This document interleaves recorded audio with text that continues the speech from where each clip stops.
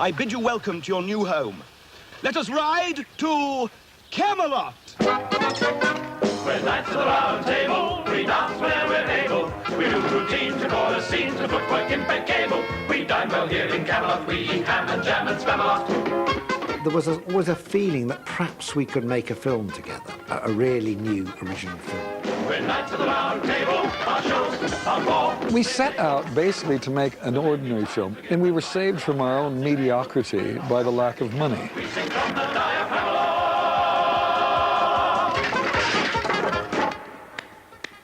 I often think about it as having a sort of quality that Hard Day's Night has, which is about young men not quite knowing what they're doing, but making it work anyway. I think we went into this movie not really understanding at all that we'd probably cut off far more than we can chew. I have to push the Pramalot.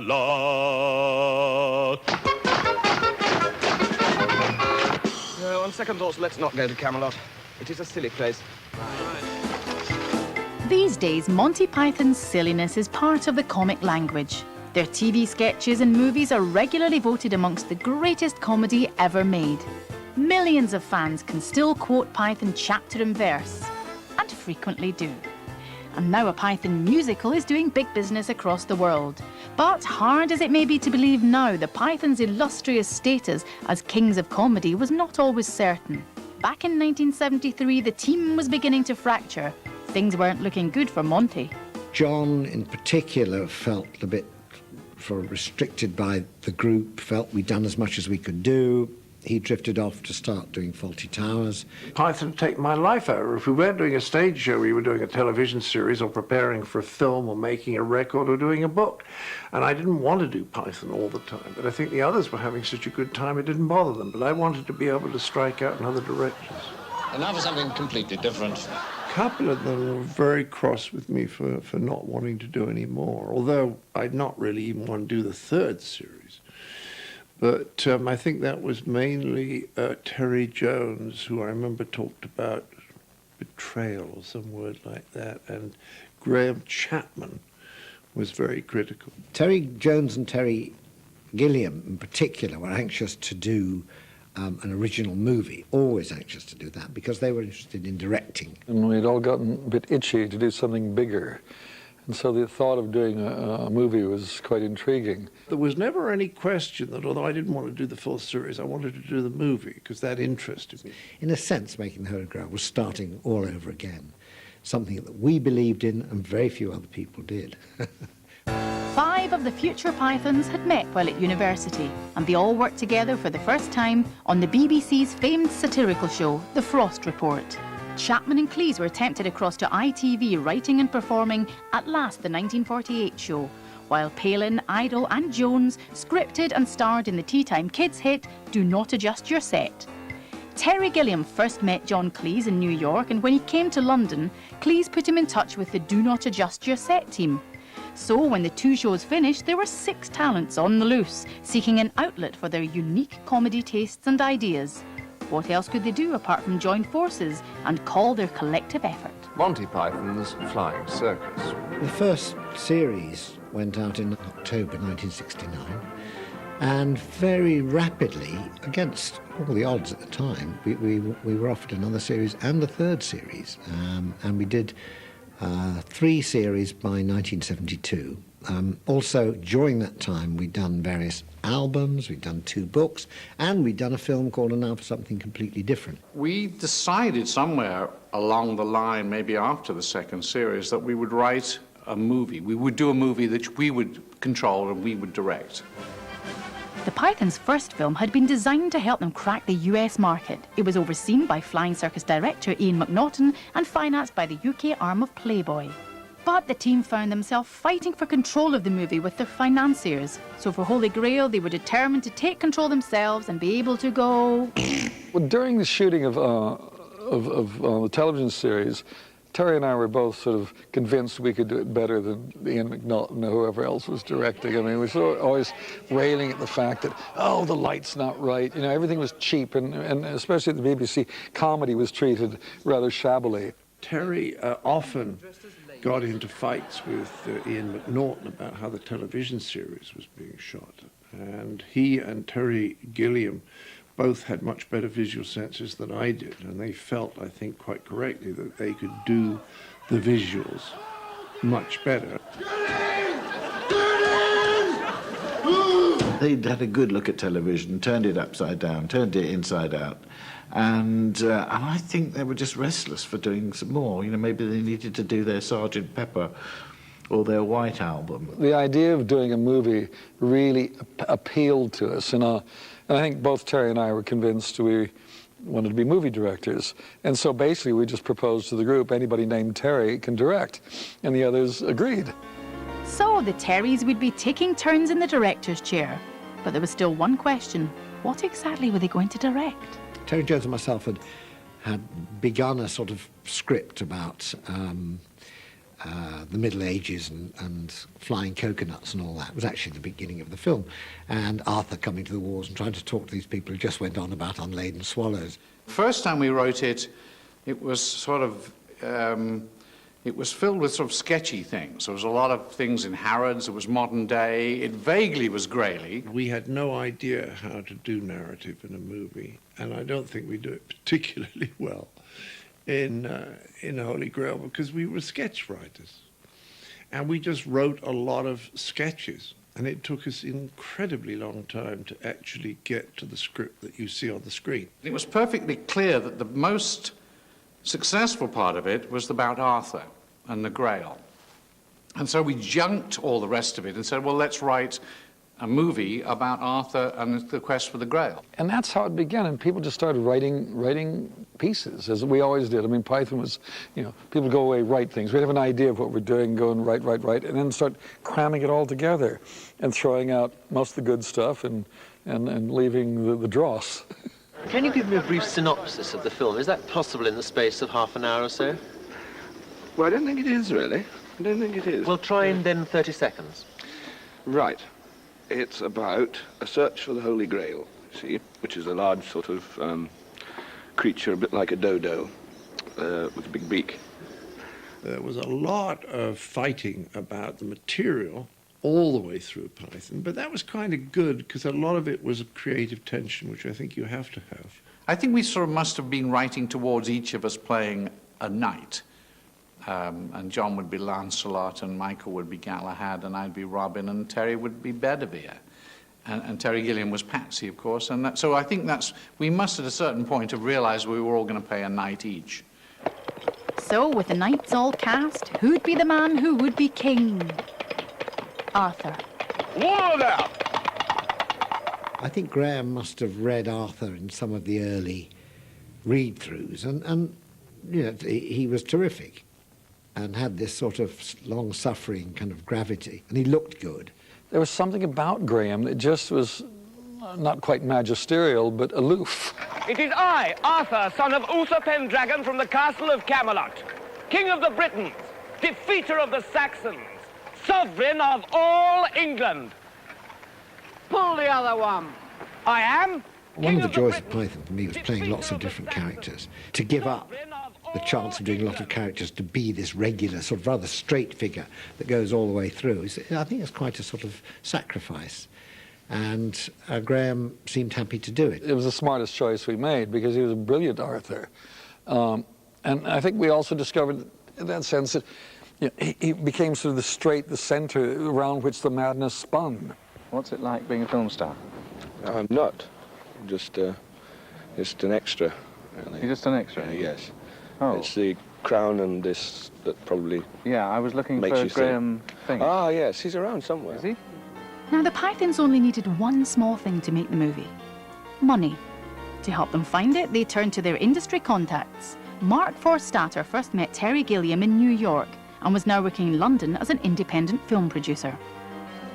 Together with the Pythons, he approached theatrical impresario Michael White, who had worked with Chapman and Cleese back in 1963. White's colleague, John Goldstone, had been at the recording of the very first flying circus. As Python fans, they were interested in investing in the film, but they seemed to be the only ones. We were turned down by every financing source because they didn't trust the new directors. They didn't know what they would get. So we basically couldn't raise any finance from industry sources. Python was too dangerous in a way for them. It was unconventional and didn't indicate any kind of narrative form that would convert into a film. The Pythons had released their records on Charisma, a label run by Tony Stratton Smith. And Stratton Smith had some very good ideas about who would be crazy enough to invest in the Pythons. For bands like Genesis, Led Zeppelin and Pink Floyd, it was unlikely they'd see their hard-earned again. You'd probably need to be on drugs to take that chance. Luckily, some of them were. Rock and roll really understood Python a lot more than the conventional film financing entities. I think we were supposed to be a tax loss, but unfortunately I think we made money. We probably made their tax problems worse in the end. They didn't do it as an investment in the sense of, well, let's see if we can make money out of this. I think it was trying to support something that they really enjoyed and really liked. There was always this sort of synchronicity between the two. I don't know quite why. Pop groups used to watch Python on the road and all that sort of thing. They felt there was a kind of kinship between their music and our form of comedy, kind of subversiveness and change or sort of slight rebelliousness or whatever, something fresh, I don't know. But, you know, thank you, Zepp, and thank you, Genesis. With the cash in the bank and the Pythons in control, the Holy Grail was good to go. Lights, camera, action. Well, sort of. The first day of filming for these two novice directors, we were up in Glencoe at Seven Sisters, and we had to carry all the gear up a mountainside to get to the Bridge of Death, which Hamish McInnes and his mountaineers had built across this wonderful gorge. And there we are at the top of this thing, and almost in the first shot, the camera breaks. You know, it got worse from there on. You know, let's say that you know, that ended up being a fairly good day. The other great discovery on that day, besides the fact that the camera wasn't working, that Graham Chapman, who had professed to be this great mountaineer, this man who could adventure anywhere, suddenly was terrified of walking across the bridge and couldn't. Graham sort of admitted later when he gave up drinking that he just had a few drinks that morning, and it was a bit of DTs, you know, just actually shaking a bit at the prospect of doing it. Well, you'd need a few drinks to cross this, but sober or not, none of the Pythons fancied making the trip. It's actually played by the first assistant director going across as Graham. Everything was really funny that day. Ask me the questions, Bridgekeeper. I am not afraid. What is your name? My name is Sir Lancelot of Camelot. What is your quest? To seek the Holy Grail. What is your favorite color? Blue. Right, off you go.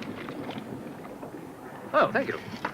And we did it very simply. We just had everybody, when asked the questions, they were sort of squatting down. What is the capital of Assyria?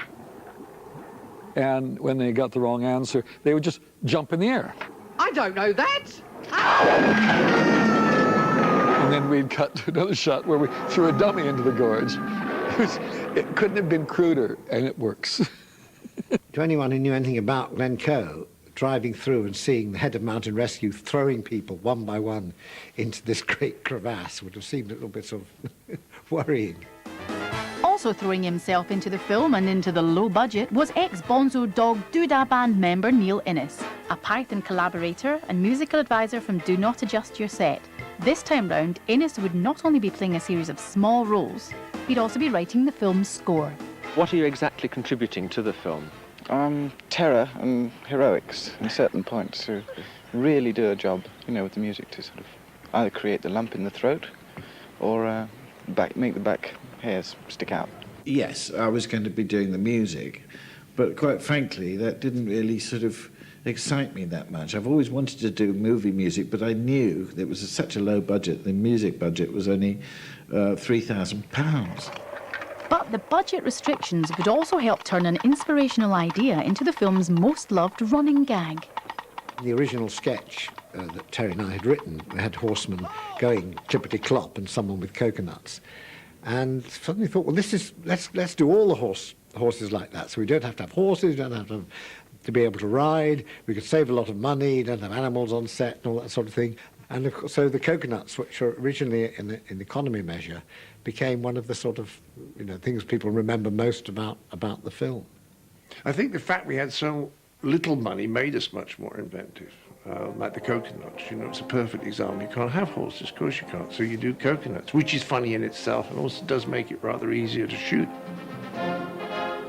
After fierce disagreements about migrating swallows, A 5-ounce bird could not carry a 1-pound coconut. Well, it doesn't matter. wrangling with politically aware peasants, But you can't expect to wield supreme executive power just because some watery tart threw a sword at you. and conquering the ludicrously resilient Black Knight, All right, we'll call it a draw. Arthur finally starts finding recruits for his round table. First up, Sir Bedivere, a knight wise in the ways of science with a unique method of witch-finding. Why do witches burn? Because they're made of wood. Good. And an interesting take on geology. Evidently, you're just going over the earth to be banana sheep. This new learning amazes me, Sir Bedivere. Arthur and his entourage come face to face with God, who has a task for them. Behold, Arthur, this is the Holy Grail. Look well, Arthur, for it is your sacred task to seek this Grail. That is your purpose, Arthur. The quest for the Holy Grail.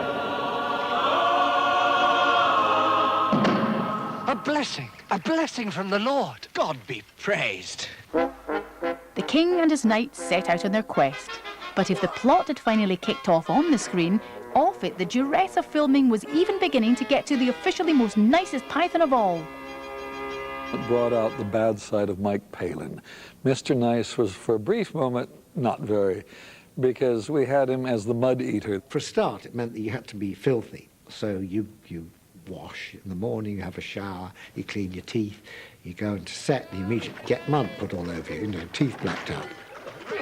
We actually had placed very carefully in the mud the edible mud, but all the mud surrounding it seemed to have been pig swill and shit and piss. Oh, don't worry, we've got you some chocolate. So it's, but it's exactly the same colour as the mud, so no one would be able to tell, including me. So I got there, where's the chocolate? So I scoop up a bit and, maybe a half is chocolate, the other half is mud. And it used to be a place where pigs shat and all that sort of thing. It was just disgusting. Michael kept stuffing stuff in his mouth, eating it, and then Terry Gilliam would shout, "Cut!" because the cart had come in a fraction too early or a fraction too late. About the 8th day, Michael, who was hating chewing on this awful mud. And I went through and I felt really pleased at the end. I said, now what was wrong with that? What was wrong with that? And they said, I'm afraid we could just see the top of the mud eater's back. And I said, and I remember going completely spare. And I was so angry, I just threw myself in the air, dropped down into the mud and just jiggled about in the mud like some sort of rebel hound or something like that. Waved my arms and legs around and said, I don't want to do this anymore. And generally had a big, sort of rather grand hissy fit. And there was a brief pause, and Graham and John just then spontaneously broke into applause. And John says it's one of the very, very few times he's ever seen me really lose my temper, and he was mightily impressed. Alas, Palin's medley of mud and pig shit had been for nothing, with the mud eater scene mostly ending up on the cutting room floor. Ouch! But at least he had a warm bath to look forward to at the end of the day. When the first assistant director shouted, "Cut! That's a wrap," there was this extraordinary rush. People sprinted to all the vehicles that were there to try and get back to the hotel because there was only enough hot water for half the crew. Here we were out in Scotland, and it was cold, and it was wet, and it was sunny, and it was dirty, and it was everything. And it was really an unpleasant life for certain urbanites that happened to be living in the group. and when Terry and I wallowed in the mud, I'm afraid John, Graham, and Eric didn't. John and I struck out for Pastors New. We found something called the Hydro Hotel in not far away, about 20 minutes away. And we moved in there, and everybody was, "Oh, you're going to leave us all?" No, we just want a hot bath, gosh. And so we moved in, and as we got there, all these beautiful women just walked in and arrived, and we went, lucky, really. And they were in our movie. Leading those beautiful women was Python favourite Carol Cleveland, a regular in the TV shows whenever a real woman was needed, instead of one of the lads in drag. Carol had featured in ITV series like The Saint and Man in a Suitcase before comedy opportunities came her way. one thing to another, I found myself at the BBC doing a fair amount of work, being a glam stooge to people like Ronnie Corbett, Ronnie Barker, Spike Milligan, Charlie Drake, who used to have his little nose right there in my cleavage, I remember. Well, then the Pythons heard about me. Carol was great. I mean, Carol was, within Python, she's the only woman we ever had that just seemed to be able to get the comedy and be beautiful and fit in with everybody else. No matter what we did to her, she just sat in there beautifully. I remember saying to my husband at the time, well, I don't know about this show. I don't think there'll be more than 5 episodes, actually. And how wrong I was, happily. Castle Anthrax was, I wrote, of course, because I was determined to get some sex in Python for once. Welcome, gentle Sir Knight. Welcome to the Castle Anthrax. The Castle Anthrax? Yes. It's not a very good name, is it? Oh, but we are nice, and we will attend to your every need. You are the keepers of the Holy Grail? The what? She was really terrific in Castle Anthrax. I mean, just had that right sort of attitude of slightly dominating, but a little bit sort of enticing at the same time. Zoot was a lady who was in charge of a huge number of virgins aged between 16 and 19 and a half. Well, I remember how incredibly unsexy it all was, you know. It just seemed wonderful in the script and all that, and all these girls would be on the bed and they'd sort of, sort of caressing you and all that. They're doctors? As always with filming, you know, anything like that gets reduced to a sort of a job. It's a bit like sort of mending the plumbing or something like that. Dr. Piglet, Dr. Winston, practice your art. It was far from being the wonderful full-on orgy that I'd expected when I wrote it. Try to relax. Are you sure that's absolutely necessary? We must examine you. There's nothing wrong with that. Please, we are doctors. We had about 5 takes as he's being dragged away, and we're just there going, oh, oh, oh. And the final take, I just threw in at the end of it. Shit! And everybody laughed, and they kept it in. It was quite funny. My little bit of improvising in the film. Look, my duty as a knight, sample as much peril as I can. No, we've got to find the Holy Grail. Come on. Oh, let me have just a little bit of peril. No, doesn't help it. Bet you're gay. No, I'm not. There was tension in the air. It didn't seem like a happy company. The crew were very quiet and sort of looked a bit disgruntled.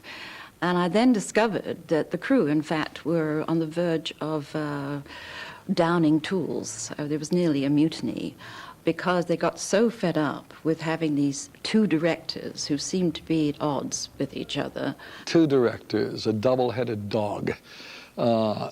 It was interesting because Terry and I seemed to be in agreement about everything before we started shooting.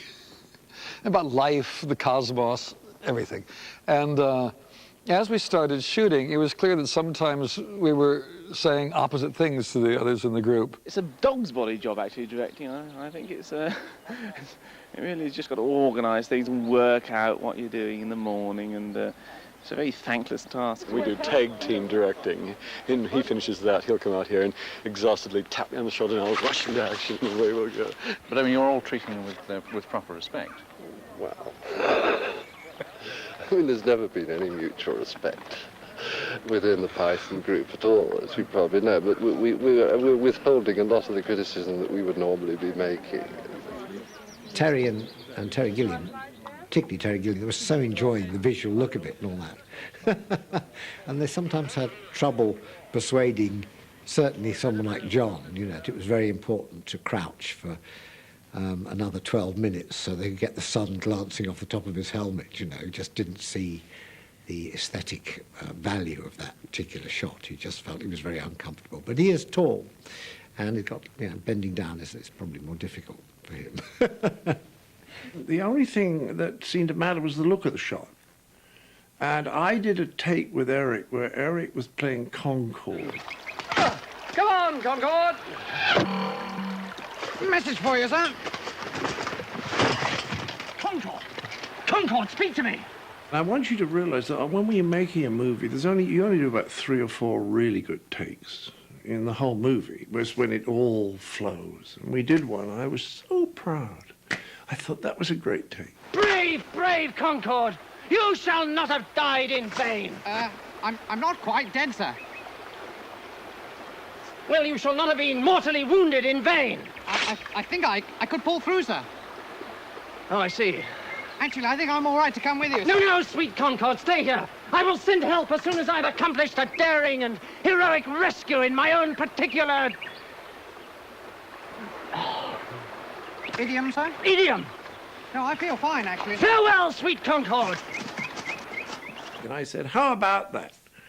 And the cameraman and Terry Jones said, not enough smoke. And that kind of incensed me, because I care about the writing, the ideas, and the performance. So from then on, I made a lot of sarcastic remarks about, was the smoke funny enough in that take, or, you know? So there was a bit of a tension between the people who cared how it looked and the people who were a little more interested in what the film was about.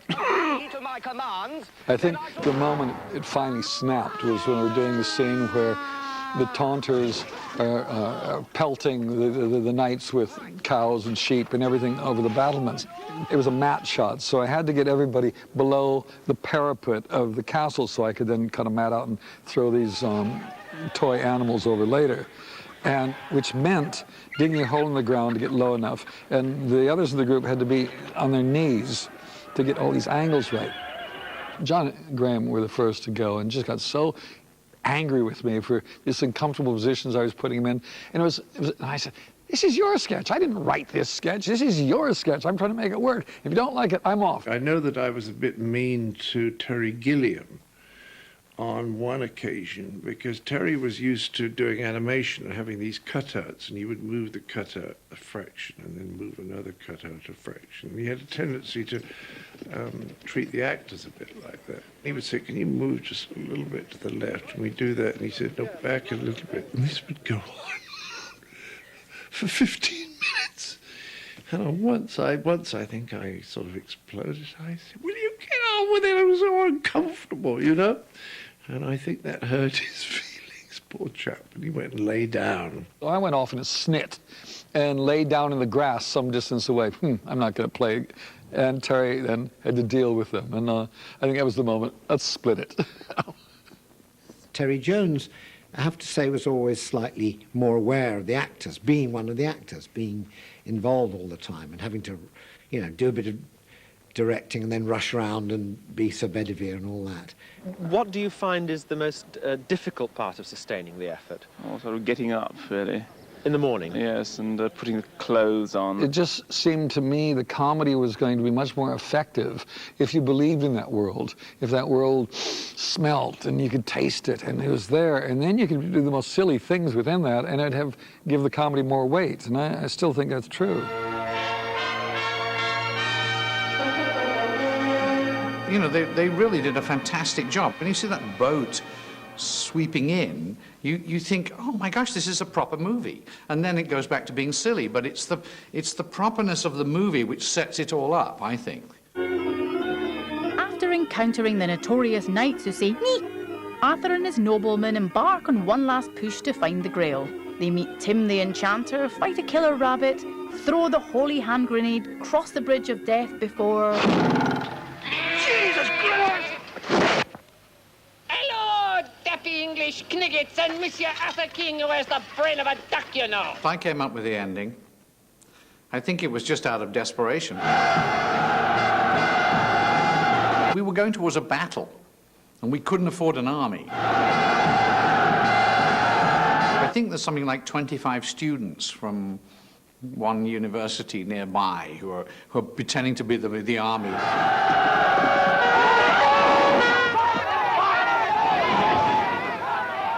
Yes, they're the ones, I'm sure. I came up with the idea of having the police arrest us. Come on, move on, come on. So it's kind of conceptual. I like that. All right, Sonny, that's enough. Just pack that in. Injecting that modern character in, I think, helped, made it very sort of light, gave it the sense of Python humour, but also gave us a way of sort of bringing the whole thing to an end. and bring the police in and arresting everybody and stop the film. That just seems so neat. And that was, once that idea had come up, you couldn't resist it. The decision to end it the way they did is pretty brave. I mean, we had some, continue to have very confused cinema audiences who don't know when to leave the theatre. With the hardships and tensions of filming behind them, the suffering was surely over. The Pythons could sit back, ready to bask in the warm glow of audience approval. And board. We had a screening that for the investors after the soundtrack was mixed, and it was probably, one of the worst events I've ever had to attend, because after the first couple of minutes where there was some laughter, it kind of sank into a quietness for about 85 minutes. By the end, it was almost embarrassing because no one quite knew where to look and what to say to anybody at that stage. But it was one of those moments when you really think, oh God, what have we done after all this? And then it's like, turn on Terry and me. That's the problem when you're the director. It was absolute death. I mean, the film was not working. And we'd spent all the money. We'd mixed the whole soundtrack. This was music, dialogue, everything but making the print.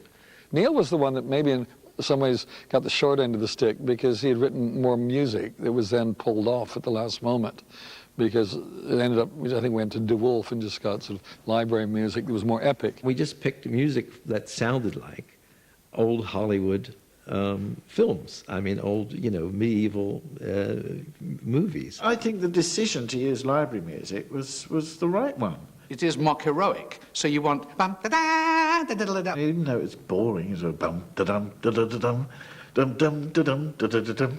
It's not anywhere nearly as good as dum bum bum bum bum bum bum bum bum da da da da da da da da dum. Oh, the battles! Oh dear! If only I'm sorry. Becoming overcome with self-pity. Monty Python and the Holy Grail had finally scraped over the finishing line. The dirty half-dozen had battled with adversity, chaotic filming and each other. But now they decided to take one final but fateful risk. Instead of premiering the film on home turf, they would take it to New York. Flying Circus had just hit US TV screens, but would the Americans turn up to see them on celluloid? When we got to New York, there were people riding up and down Fifth Avenue, clicking coconuts with banners saying, if you come and see this film, the first 1,000 people will get coconuts. I remember being in New York, and suddenly we were in this hotel, and people said, you got to come and see it. And you looked out, and there was this queue that just went all the way around the block, and all day long it just kept going and going and going. We were trapped inside the theatre for the rest of the day, and then the people would come out and we'd sign their bloody coconuts. Impossible, by the way, to sign a coconut. Python breaking in America, as it did in 73, 74, was so important, because suddenly we had a whole new fan base, and they discovered the series, and suddenly we had this movie. It's really one of the most amazing days of my life, I think. It was just that sort of relief that not only was it working, but it was working on some extraordinary level that we'd never realised was possible. And it just grew from there. And people loved it. Hey, these guys make films as well. Good timing. It was better than good. Cracking the US market put the Pythons on the road from cult status to the Comedy Hall of Fame. The success of Holy Grail led to Life of Brian and The Meaning of Life. And they followed in the footsteps of the rock investors by selling out the Hollywood Bowl. I'm a lumberjack and I'm okay. I sleep all night and I work all day. I cut down trees. And ever since then, the boys have gone on to prove that they could enjoy separate careers and a life after Monty Python. Cardboard box. Aye, you were looking. John Cleese's first stop in fleeing Python was a little-known guest house in Torquay, which he ran for a bit before heading a lot further west to California. He's not been forgotten at home, though, and he still gets a bit of work here from time to time. Michael Palin's desire not to be recognised saw him sail all the way to the ends of the earth and back. But his postcards home proved so popular that we keep sending him away again. I'll pay much see her you do. Pebble number 13, Bering Sea, ocean sky. Palin here, very cold, chill, chill, chill. Terry Gilliam went back to America to direct several big movies with big visual ideas that sometimes proved a bit too big for their budgets. Terry Jones' overseas escapades have taken him to Portuguese opera, but he still enjoys the odd spot of medieval merrymaking. It appears that Roland's great musical talent lay in farting tunes. Graham Chapman declined to give an interview for this programme, mostly because he shuffled off to a better place in 1989. His pals marked his passing with due reverence. Good riddance to him, the freeloading bastard. I hope he's sorry. Eric Idle's personal quest took him from Rutland to LA, where he finally found the Holy Grail by lovingly ripping off a half-remembered film he'd once appeared in for a musical called Spamalot. I remember sitting there on the opening night on Broadway and just thinking, it's so gloriously good-natured and silly that it fills you with a kind of joy. I don't think any of us were prepared for quite what a success it was on stage. So again, it was just caught the spirit of Python. It was very fast, it was jolly, it was silly, it was well done. And there's lots to watch and lots to see. And I think that's what's really important. You can't do Python without some sort of commitment. As Spamalot makes its triumphant coconut-shod way from Broadway to London and beyond, a new audience has discovered the original material, and Monty Python and the Holy Grail is once again winning fans across the world. Not bad for a film made over 30 years ago on a shoestring budget by a bunch of movie novices.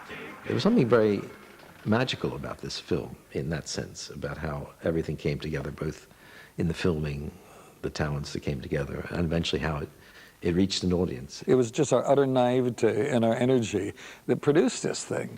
And I look back and say, well, I could never do that now. Those were other guys that did it. But there was just no stopping us. What has been truly wonderful is that I was working with people who were totally committed to what they were doing and committed to try and make the very best of something.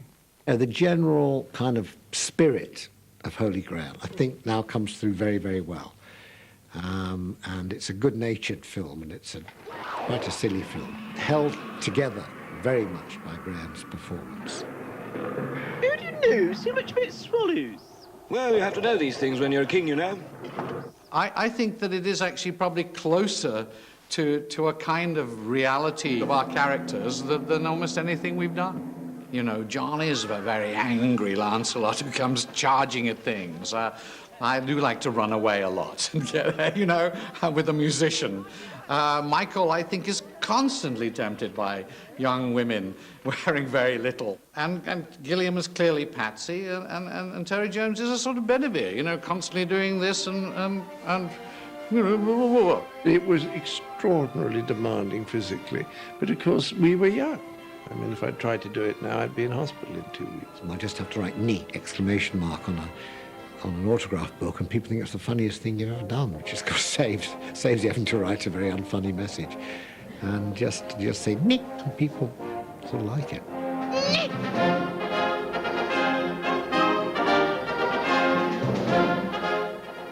Film comedy next tonight on BBC One. Emilio Estevez and Richard Dreyfuss star in Another Stakeout.